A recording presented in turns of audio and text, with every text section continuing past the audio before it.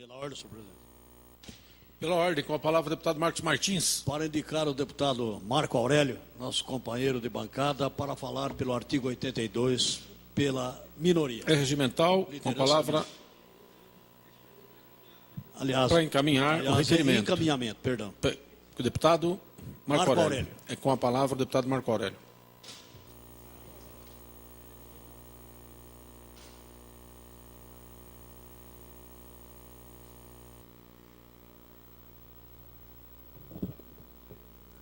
Senhor presidente, nobres pares, companheiros que trabalham nessa casa, que nos acompanham também aqui na Assembleia, quem nos acompanha pela web, pela TV Alesp, meus cumprimentos.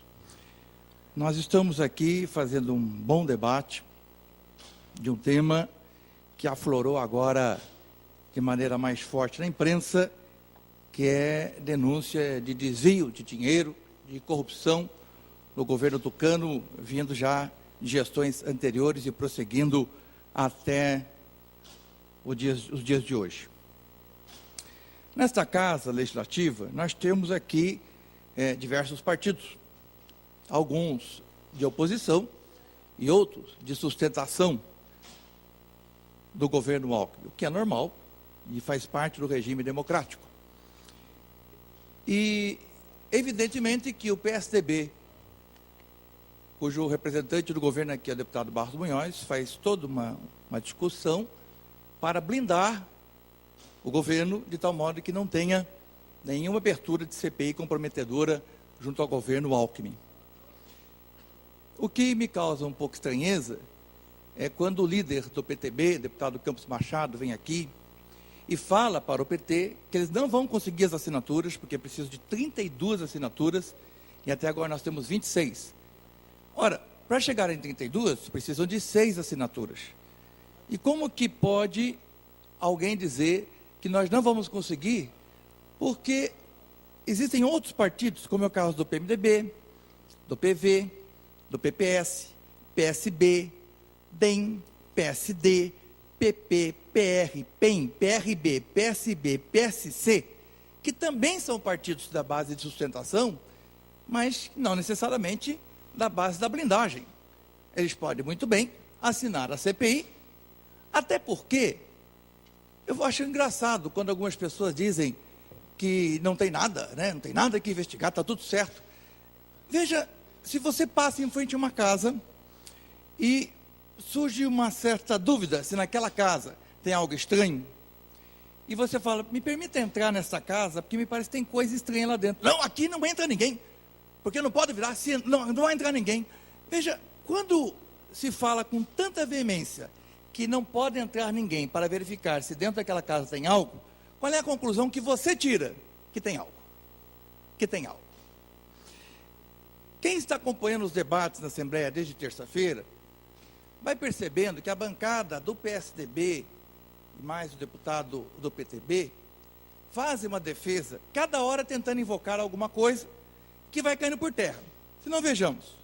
Desde terça-feira, aliás, o deputado Fernando Capês também falou muito disso, e o deputado Carlos Bezerra, também do PSDB, falou que CPI é uma coisa que não deve existir, que é uma coisa para fins políticos, que é uma exploração política, para que CPI? Eu acho gozado, porque eles falam tudo isso, se esquecendo que quem mais assinou CPI nessa casa, sabe quem foi? Foram eles. Sabe quais são as CPIs que tem nessa casa? CPI de consumo abusivo de álcool, CPI de mercado de autopeça, CPI de TV por assinatura, CPI de gorjeta, CPI da dentadura, CPI da carne gordurosa. Essas são as CPIs assinadas por eles. Isso aqui está no site da Assembleia. Está aqui, olha, proposta assinada por Campos Machado, Fernando Capês, Carlos Bezerra, Campos Machado, Carlos Bezerra, Fernando Capês, todas assinadas por eles. CPIs e mais CPIs que não dão em absolutamente nada. E ontem, eu acho engraçado que o deputado Carlos Bezerra falou de despesas que se pode ter com CPI. Quanto vocês acham que custa isso aqui? CPI para nada. Talvez você que esteja assistindo a esta sessão pergunte por que os deputados da base governista, do PSDB, criaram tantas CPIs que não levam nada a lugar nenhum, para ver dentadura, para ver gordura na carne. Para que isso? Sabe por quê? Porque tem um item no regimento interno aqui dessa casa que diz que o máximo de CPIs que você pode ter simultaneamente são 5.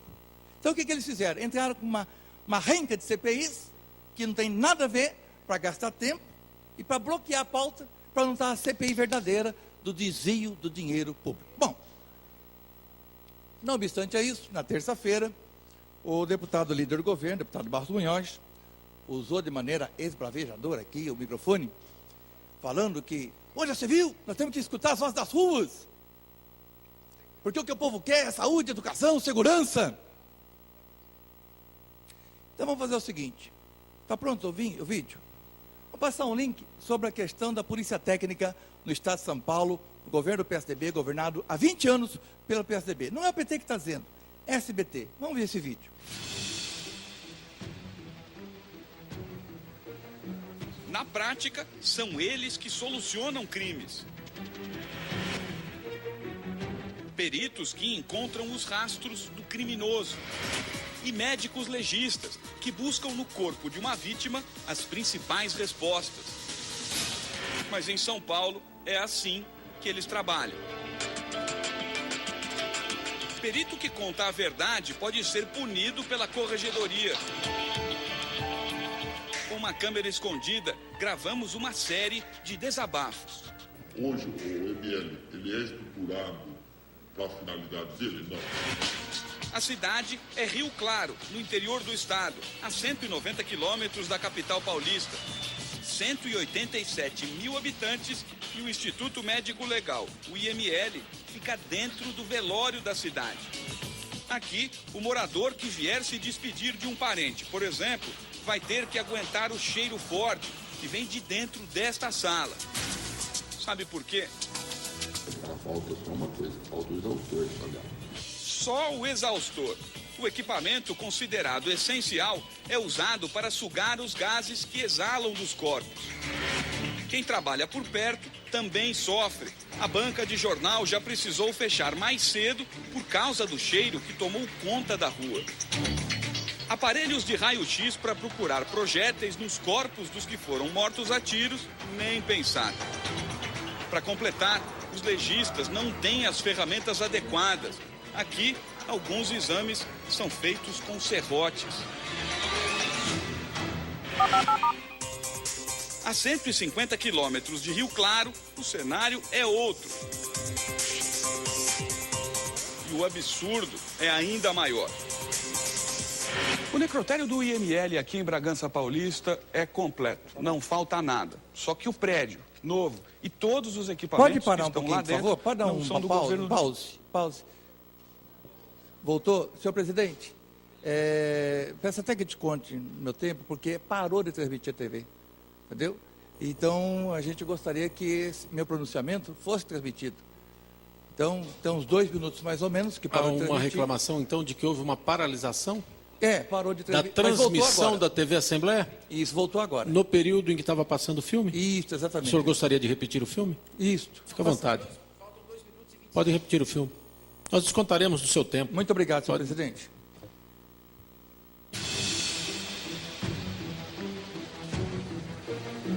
Na prática, são eles que solucionam crimes. Peritos que encontram os rastros do criminoso. E médicos legistas que buscam no corpo de uma vítima as principais respostas. Mas em São Paulo, é assim que eles trabalham. Perito que conta a verdade pode ser punido pela corregedoria. Com uma câmera escondida, gravamos uma série de desabafos. Hoje o ML, ele é estruturado para a finalidade dele? Não. A cidade é Rio Claro, no interior do estado, a 190 quilômetros da capital paulista. 187 mil habitantes e o Instituto Médico Legal, o IML, fica dentro do velório da cidade. Aqui, o morador que vier se despedir de um parente, por exemplo, vai ter que aguentar o cheiro forte que vem de dentro desta sala. Sabe por quê? Falta só uma coisa, falta o exaustor, Só o exaustor. O equipamento considerado essencial é usado para sugar os gases que exalam dos corpos. Quem trabalha por perto também sofre. A banca de jornal já precisou fechar mais cedo por causa do cheiro que tomou conta da rua. Aparelhos de raio-x para procurar projéteis nos corpos dos que foram mortos a tiros, nem pensar. Para completar, os legistas não têm as ferramentas adequadas. Aqui, alguns exames são feitos com serrotes.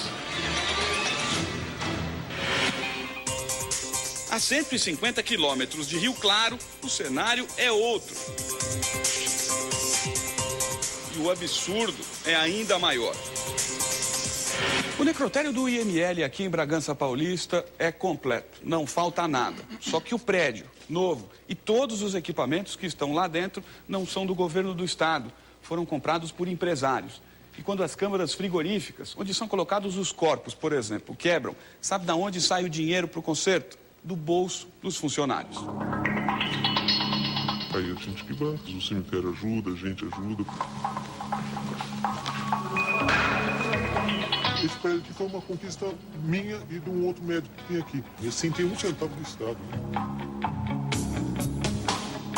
A limpeza a gente faz. Tem uma empresa de limpeza que presta serviço lá embaixo. Só que a gente recebeu ordem para não deixar a moça da limpeza vir aqui. Mas por quê? Porque não é do Estado? Porque não é do Estado. E o que é do Estado está assim, caindo aos pedaços. Este é o prédio onde são feitos exames de corpo de delito e perícias criminais em Bragança Paulista. Isso aqui está caindo, literalmente. Se chover, eu tenho que cobrir com um saco de morto todos os meus equipamentos. E esse é o banheiro usado pela população que precisa dos peritos. Já veio o engenheiro de São Paulo, vistoriou o prédio lá embaixo e concluiu que não tinha como mandar verba para reformar porque o prédio estava condenado.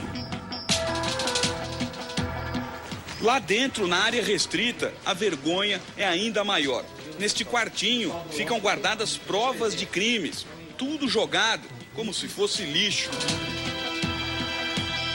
Ao todo, Bragança Paulista tem 6 peritos criminais para atender um total de 16 cidades da região.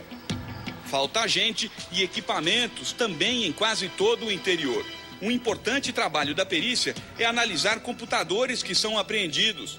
Um perito que trabalha em outra cidade, no norte do estado, conta como isso é feito. Olha só. Informática, por exemplo, nós não temos software aqui para você fazer uma quebra de um banco de dados, de uma senha. A gente precisa de um pirata para quebrar a senha.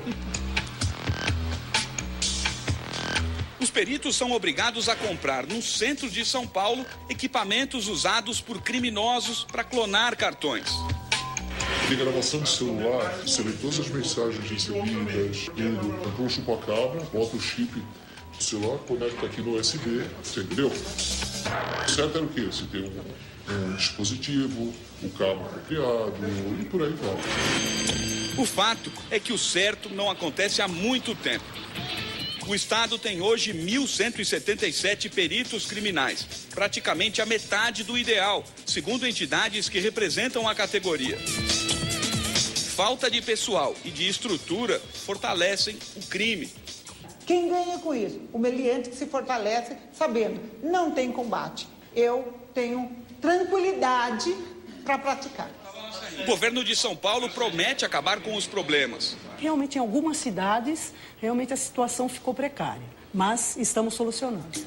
Serão abertas quase 2.000 vagas na Polícia Científica, um aumento de 62% no efetivo. O investimento em obras e compra de equipamentos é estimado em 60 milhões de reais. E aí sim nós vamos ter uma nova polícia técnico-científica. Enquanto os resultados não aparecem, ficam essas imagens. O SBT já mostrou numa série de reportagens que faltam policiais militares, que a Polícia Civil agoniza em muitas cidades. Inquéritos policiais, boletins de ocorrência, tudo bem ao lado da privada, ainda suja, usada pelos presos. E agora, a perícia. A principal arma das investigações também está em crise. E o resultado está nas ruas: violência e desrespeito, até com quem já partiu. Bom, essa é uma das inúmeras reportagens que nós temos. Essa fala sobre segurança. Nós temos outras com relação à saúde, educação. Só para dizer o seguinte, que quando se fala de ouvir as vozes das ruas, está aqui, questão da segurança. Há 20 anos governando o Estado de São Paulo, olha como é que está a questão da polícia científica, a polícia técnica. Não esclarece os crimes, aí você tem problema. Ao mesmo tempo, nós temos uma denúncia de possível desvio de recurso público, e aí nós aqui não podemos abrir uma CPI. Bom, ontem o deputado Carlos Bezerra, líder do PSDB, disse o seguinte aqui: se tiver um fato novo, eu serei o primeiro a assinar. O fato novo surgiu hoje, e acho que vai surgir outros. O fato novo veio hoje com a questão da Folha de São Paulo, onde traz, se a Câmara puder pegar, onde traz aqui um e-mail do Serra negociando o valor da propina. Esse aqui não é boletim do PT nem da oposição, esse aqui é da Folha de São Paulo. Portanto, tem fatos novos, basta agora dizer o seguinte: pega aquele que foi... Pela ordem. Pela ordem, com a palavra o deputado Barros Munhoz. Eu solicito de Vossa Excelência que mande extrair das notas taquigráficas essa afirmação criminosa do deputado Marco Aurélio. Não há nenhuma afirmativa, nenhuma insinuação, nada, na notícia criminosa da Folha também, que fale que o Serra estava negociando propina. No PSDB não tem ninguém que negocie propina. Por favor, senhor presidente, mande retirar das notas taquigráficas esta calúnia proferida pelo deputado Marco Aurélio. Será analisada a manifestação para encaminhar pela bancada do retirada. PSDB. Senhor presidente, eu não concluí ainda. Para concluir, então, o deputado Marco Aurélio. Presidente, eu solicito a Vossa Excelência que oriente o deputado que me antecedeu para escutar o pronunciamento do deputado Fernando Capês, feita ontem, quando diz que quem fala desse modo que falou, porque não deve ter razão. Isso quem falou foi o deputado colega dele do PSDB, não fui eu. Então, deputado Barros Munhoz, o senhor se reporte à sessão de ontem e veja como o deputado Fernando Capês se pronunciou e siga o seu colega. Bem, para terminar... Para conclusão, então, deputado... Eu vou concluir, sabe por quê? Já, então, extrapolamos os limites fui interrompido, tolerados. Tá bom, mas eu quero falar o seguinte, para terminar. Muitas pessoas que vêm aqui dizer que não, eu sou amigo do Alckmin, eu defendo o Alckmin é honesto, o Serra é honesto, não sei o quê. Nós não estamos aqui discutindo honestidade nem de Alckmin nem de Serra, até porque ninguém aqui foi eleito para defender ninguém. Nós somos eleitos para defender o povo. E nós temos que aqui defender o erário, o dinheiro público. E é isso que nós estamos querendo defender. A CPI é para ver se tem desvio de dinheiro público ou não. Não é para ver fulano ou beltrano. Por favor, deputados estaduais, vamos assinar essa CPI em prol da sociedade de São Paulo. Muito obrigado, senhor presidente. Senhor presidente. Com a palavra o deputado Marco Aurélio. Para uma comunicação. É regimental. Senhor presidente, o que eu vou ler aqui é tirado do site da Assembleia Legislativa.